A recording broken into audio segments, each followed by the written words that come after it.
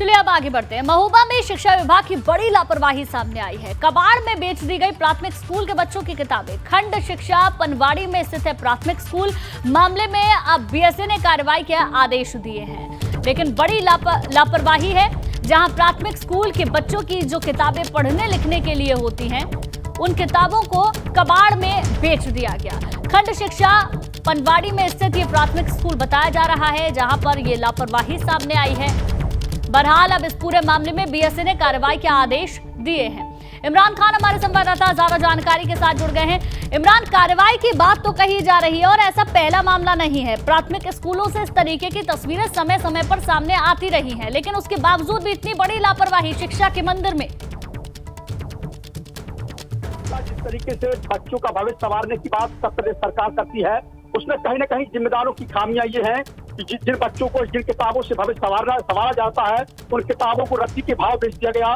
कबाड़ की दुकान में बड़ी मात्रा में यह किताबें बरामद हुई है, जिसके बाद से औपचारिक जांच की बात कह रहे हैं, लेकिन जांच के बाद क्या छलकर सामने आएगा, ये सबसे बड़ा अहम बात है कि आखिरकार जो विभाग में तैनात लोग हैं और जो अध्यापक है वो इसके अंदर लापरवाही कैसे कर सकते हैं। जी चलिए ठीक है, बहुत बहुत शुक्रिया पूरी जानकारी के लिए आपका। तो महोबा से मामला सामने आया है, जहां शिक्षक विभाग की बड़ी लापरवाही, कबाड़ में बच्चों के पढ़ने की किताबों को बेच दिया गया। अब जब मामला संज्ञान में आया है तो खंड शिक्षा पनवाड़ी में ये जो स्कूल स्थित है, वहां के बीएसए ने कार्रवाई के आदेश जरूर जारी किए हैं, लेकिन सवाल कई सारे हैं।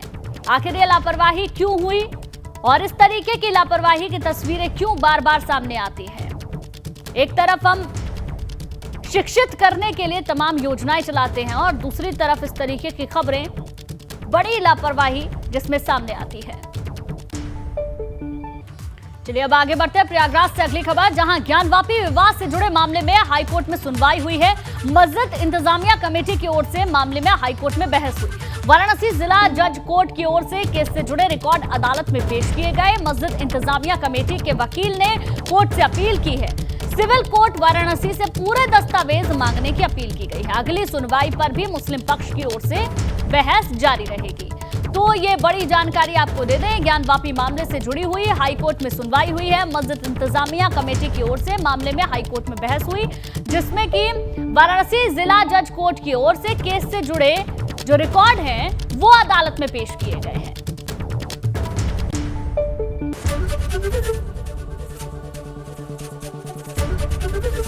एबीपी गंगा, खबर आपकी, जुबान आपकी।